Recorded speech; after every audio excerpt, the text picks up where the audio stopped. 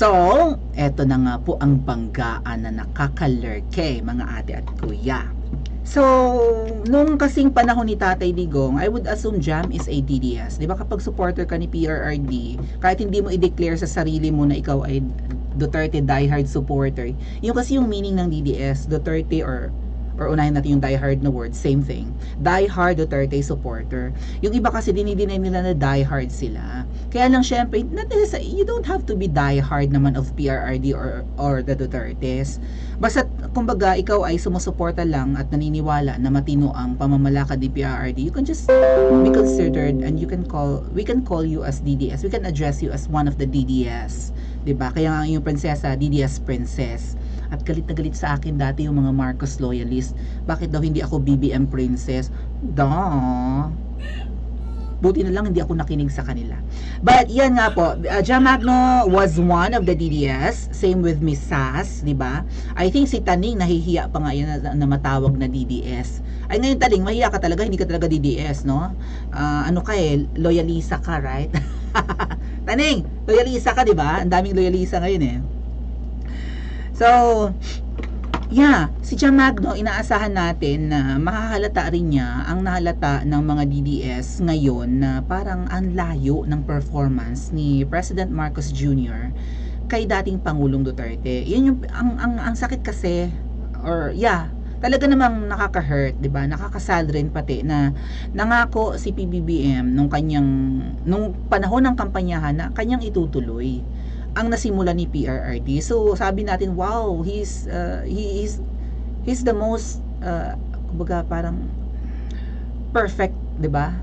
Replacement for PRRD, or ang tawag sa ganyan, yung siya yung successor, some kind of a successor. Thank you Jasper TV.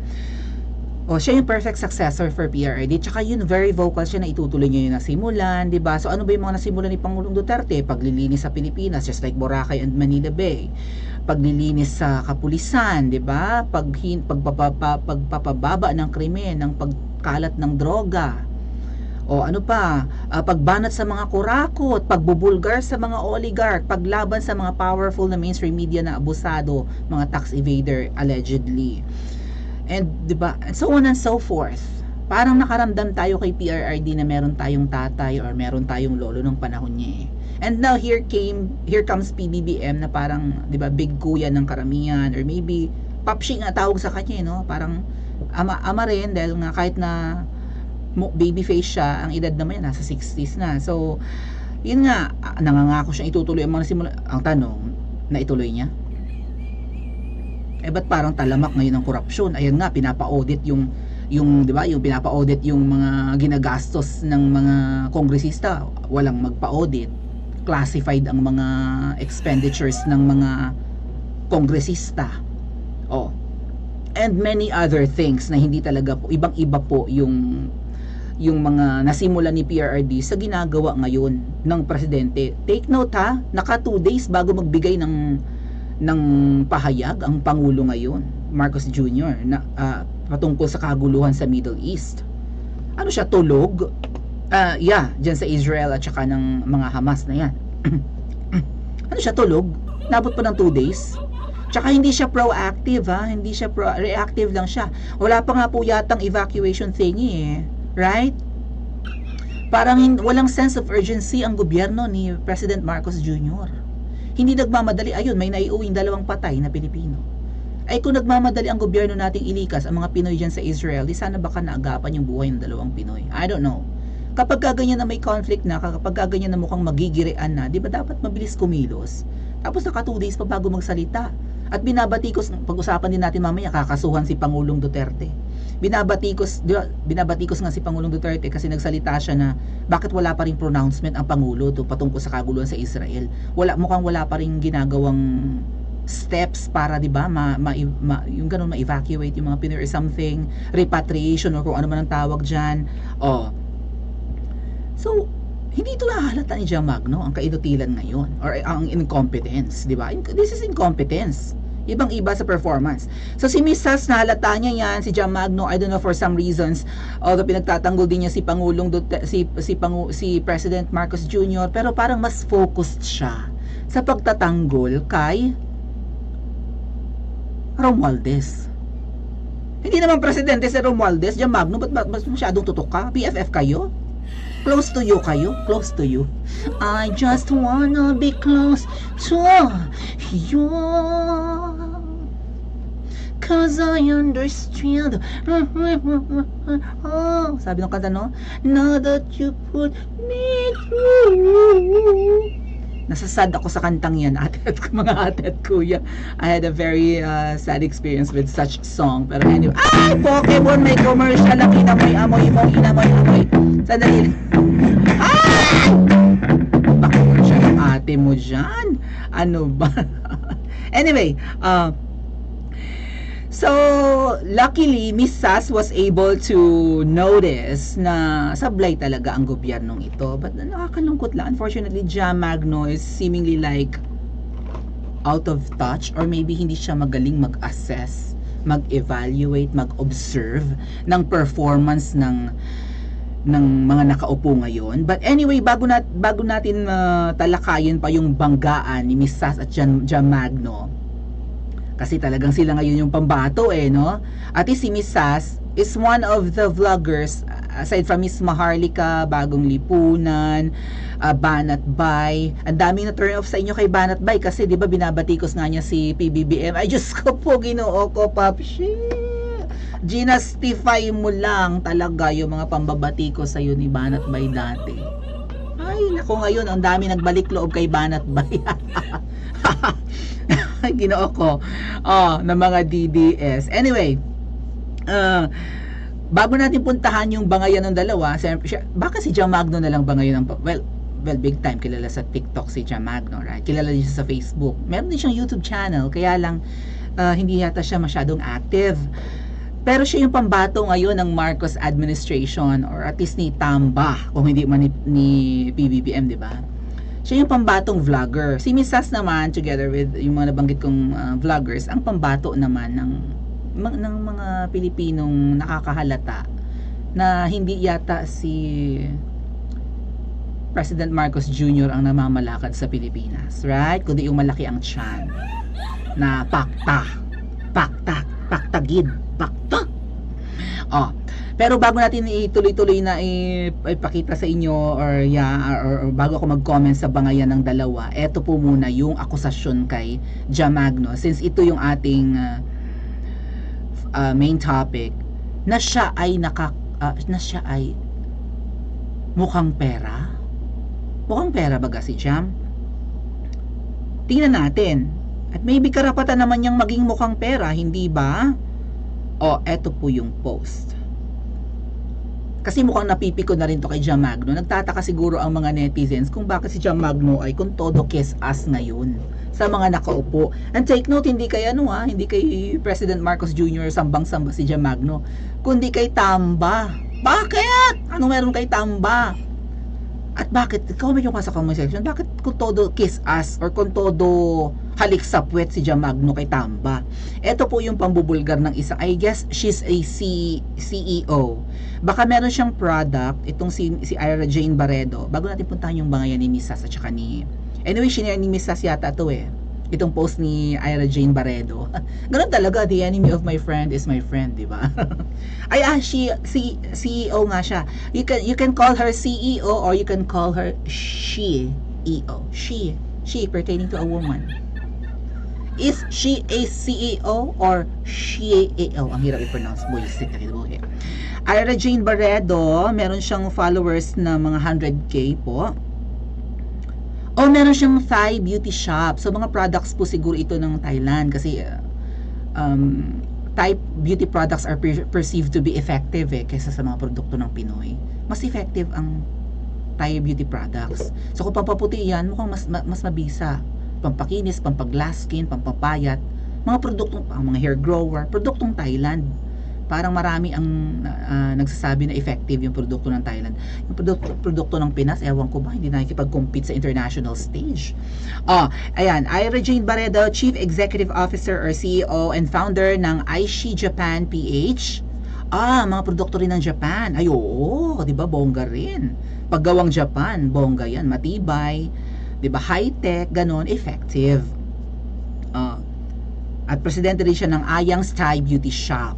So, ang mga pautot-utot ni Jam Magno, ito, Jessica Ann Mangkaw Magno pala yung pangalan. Mangkaw?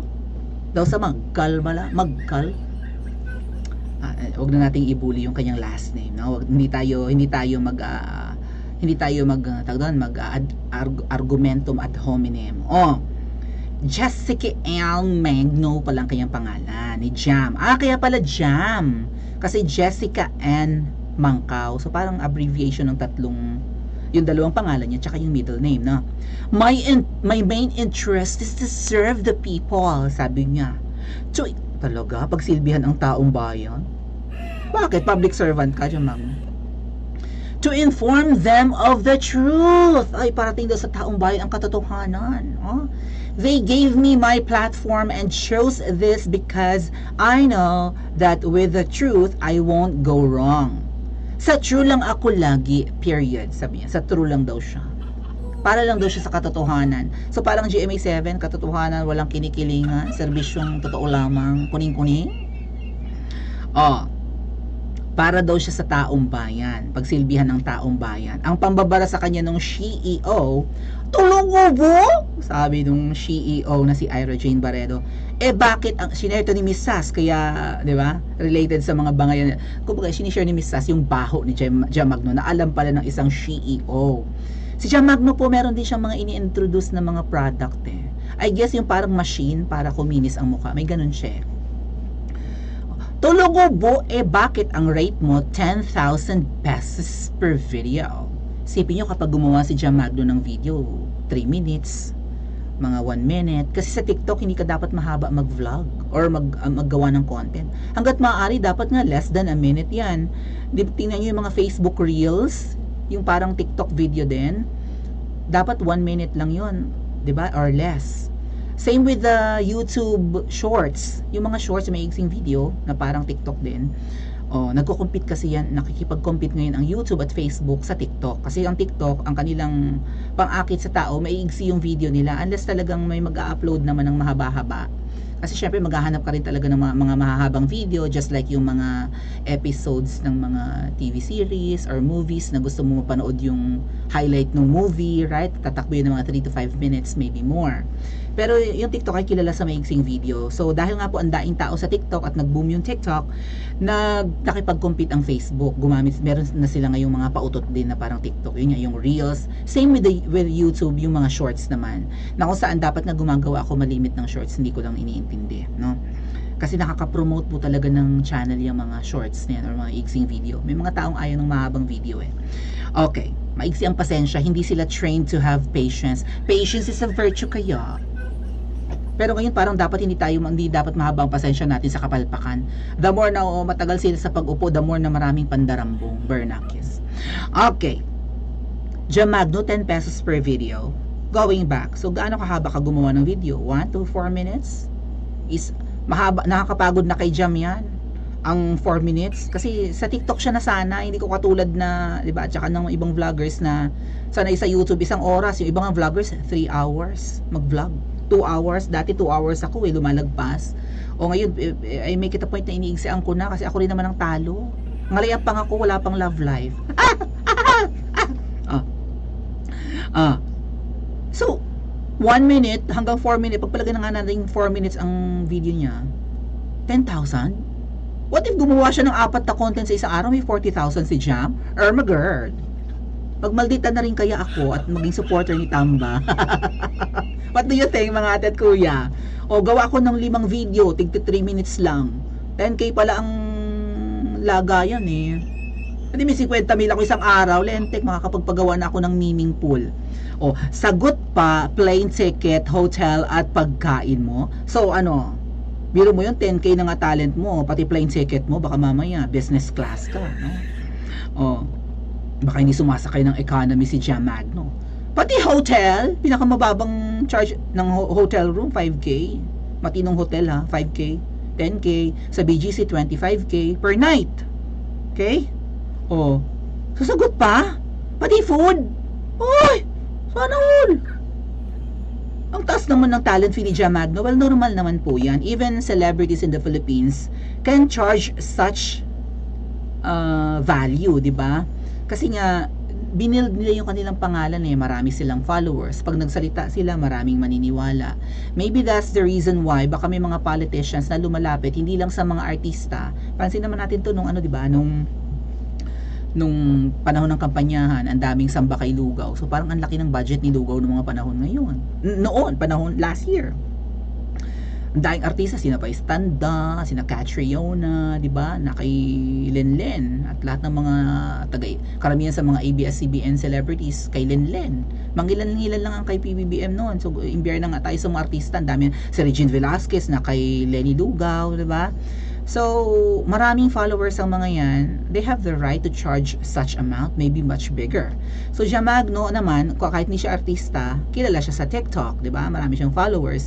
Same with, ganun din sa Facebook and even on YouTube. So, karapatan niyang maningil kung totoo man yan ng 10K per video. Ngayon, kung ikaw'y naniningil ng 10K per video, kailan ka naging tagapagsilbi ng taong bayan? Ay naniningil ka naman pala. Kung para ka sa taong bayan, Miss Jam Magno, go ahead and create a video without promoting other politicians or protecting them. Try to assess kung bakit maraming vloggers ang dissatisfied with Tamba's performance. Hindi mo ba alam, Miss Jam Magno, na karapatan ng taong bayan na tanungin ang mga nakaupo ngayon, yung mga senador, Makabayan Block, even Sandro Marcos, even President Marcos Jr. At lalong-lalo na yung pinopromote at pinoprotektahan mo, Miss Jam Magno, natin si Tambaloslos, karapatan ng taong bayan na humingi ng audit kung paano niya ginagastos yung mga budget ng opisina nila. After all, ang ginagastos ng mga politikong ito ay pera natin. Kung ginagastos nyo ang pera kung ginagastos ng kung sino man ang pera ko, okay? Karapatan ko magtanong para saan mo gagamitin ang pera ko. Kung ginagastos ng mga politiko ang pera ng taong bayan, karapatan ng taong bayan na humingi ng audit. Patingin saan mo ginastos ang bilyon-bilyong pera. Hindi nga kami umaangal na, di ba, ang mga makakaliwang grupo, i-audit yung confidential funds. Okay, go. Audit. I think si VP Sara na nga yung nag-initiate. Sige, pa-audit nyo kung saan ko ginastos yung perang yan. Or ang budget ng opisina ko, o VP at saka DepEd, o go ahead, ipa-audit nyo sa COA. Walang problema sa aming mga DDS, walang problema kay VP Sara kung ma-audit siya. Tapos, ngayon gusto naming ma-audit ang mga budget na ginastos ng lower house, or ng mga kongresista na bilyon-bilyon, pati ng mga senador, pati ng presidente, umaangal kayo. At sasabihin, kaya nagbabangayan ngayon si Sas tsaka si Jam Magno, kasi bakit daw tina-target ni Miss Sas si Tamba?